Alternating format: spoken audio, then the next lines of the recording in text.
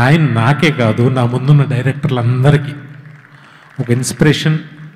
ఒక తెలుగు సినిమా ఇండస్ట్రీకి ఆయన ఒక లెజెండ్.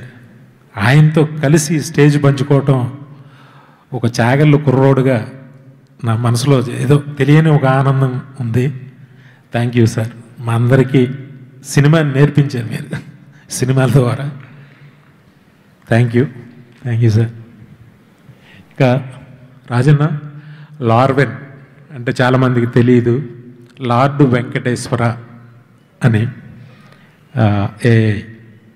తనకి, రాజన్నకి, వాళ్ళ ఫ్యామిలీకి అందరికీ వెంకటేశ్వర స్వామి స్పెషల్గా ఇంకొంచెం ఎక్కువ ఇష్టపడుతూ ఉంటాడు.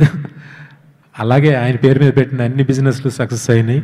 ఇది కూడా పెద్ద సక్సెస్ అవ్వాలని మనస్ఫూర్తిగా కోరుకుంటున్నా. ఇప్పుడు సుమోల బదులు ఏం లేపాలనేది అందరం కూర్చొని ఆలోచించి గురువు గారితో